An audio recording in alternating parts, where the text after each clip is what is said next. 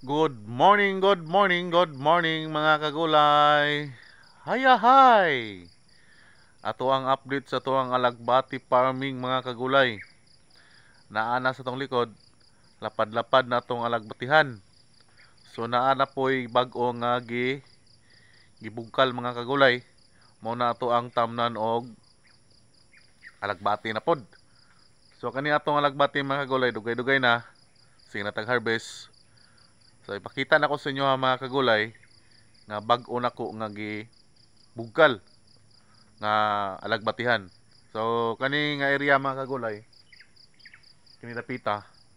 So mo-harvest ni siya og 150 kilos, gamay lang ni siya nga lugar mga kagulay. Mo ni ato ang ma-harvest 150 kilos every 4 days ato ang harvest. Sa una, ako ang harvest tag 7 days. Kay gamay ra magud to siya. So karon mga kagulay, dili na madala og 7 days kay dako na to ang alagbatihan. Sangko ni sa tumoy. Pakita na ko sa inyo ha ato ang prepare preparation sa ato ang alagbati farming. So kanita nang alagbati nako mga kagulay, kuha na ni siya mag 5 months. So nakalamang sa alagbati mga kagulay, dili ta sigig tanom. Dugay pud siya malugnas. So ato lang buhaton at imanon lang limpyuhan ko ag sagbot, then monthly na to siya labayan og abono. So atong paglabay abono ani mga kagulay, nakita niyo sa ko mga previous video nga dili jud sa ingon nga daghan. Urea rag amosol, isabwag na to diha sa ato ang gulayan.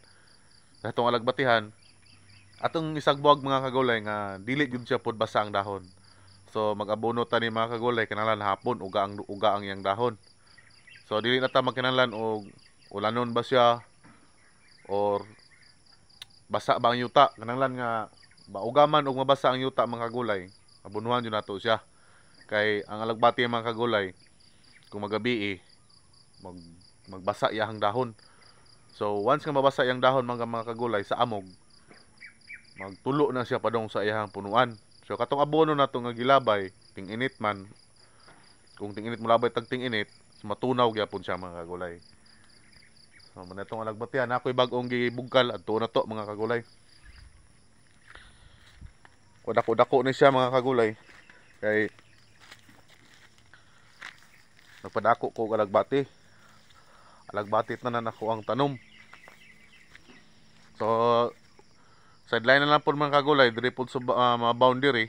Kay kani sa gingalman, sa kong agaw, tamna na po na ko siya tanglad.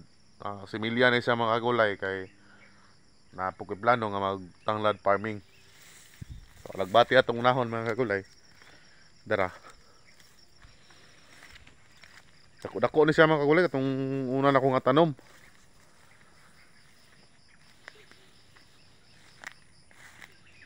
Kapo magod ang alagbati mga kagulay, kay minus kay ang gasto, dili kay sa dako og gasto kung mag farming ta og alagbati. So mao din ako ang gibugkal mga kagulay. So wa pa ni mahuman, hanto ni dito. O kada kada buntag lang ko magbugkal. Karon wala ko nagbugkal mga kagulay kay sakit akong ngipon. So mo na to ang kuan ang magbugkal jud og kanang bugkalon jud ang yuta mga kagulay para ang alagbati dali siya mo usbong, dali siya mo tubo. Kay kung ato alam man gud itanom nga dili bugkalon, so hinay ang tubo sa alagbati. So langay lang gud ang trabahoso lang jud sa alagbati mga kagulay kini na jud pagbugkal sa yuta.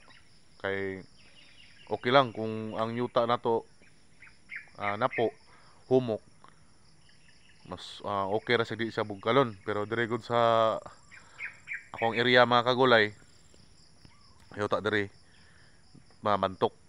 So kung mas gwapo siya bungkalon para ang humok siya mapulburize ang yuta. So target na to mga kagulay 0.4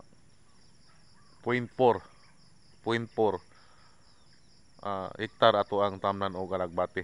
So ampo lang ta sa Ginoo mga kagulay nga successful ang ato ang pag tanom. So press ani mga kagulay, lapad na siya. Dako-dako na jud siya mga kagulay, sangko ni diri.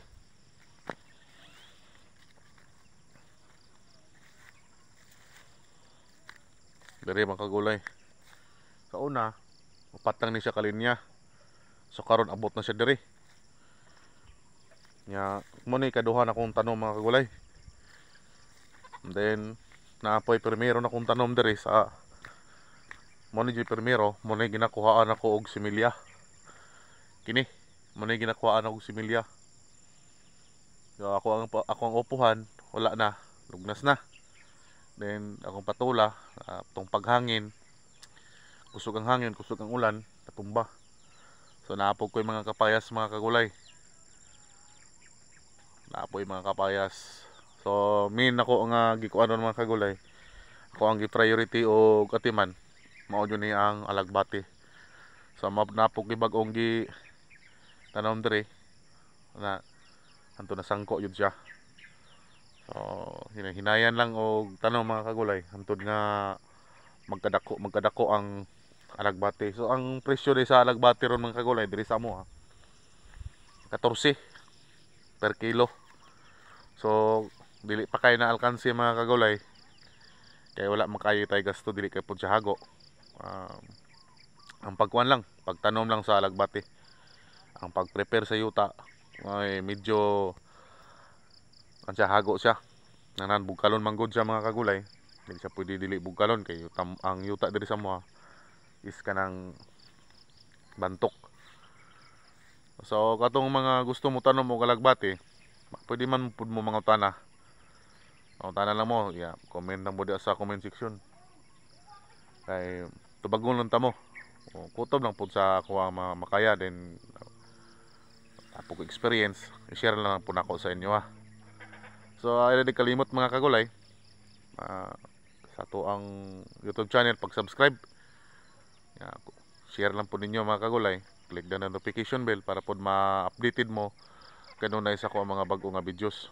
So salamat po dahil kaayo sa mga ako ang followers ay sa ko ang subscriber nga kanunay lang gyapon nagsuporta sa ko bahalag ginagmay at least nga kanunay. So dahang salamat mga kagulay. God bless sa inyong tanan.